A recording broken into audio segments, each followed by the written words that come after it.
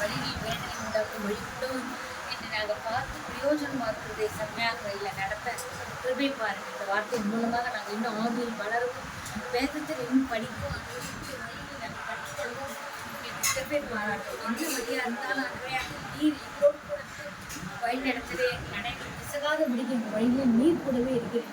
அதற்காக நன்றி. நல்ல வார்த்தை கொடுத்த சகோதரி ஆசிரியரையும் இன்னும் மேலும் மேலும் அவர்களை பலப்படுத்தும். அவரோட பலவீனம் எல்லாவற்றையும் அறிவேன், எல்லாவற்றையும் தரக்கூட வழிநடத்தலும் போய் கூட கேட்கிற ஒவ்வொருவரையும் கூட ஆண்டவரை நடைகளை சிறப்படுத்தி வழிநடத்தும். அதே போல இந்த சகோதரி குடும்பத்தை கூட ஆயத்தப்பட்ட சகோதரிയുടെ குடும்பத்தை நீர் ஆசீர்வதி பிள்ளைகள் இதுமாய் கற்றுக்குள் வளர கற்றுக்குள் நடக்க ஆண்டவரை நீர் முன்னிலையும் ஆண்டவரை காஞ்சனாய் கூட ஆசீர்வதித்து அந்த வீட்டாரால் அவர்கள் எந்த பிரச்சனை வராது படிக்கும் இந்த கரம் அவர்களோடு கூட இருக்கட்டும்.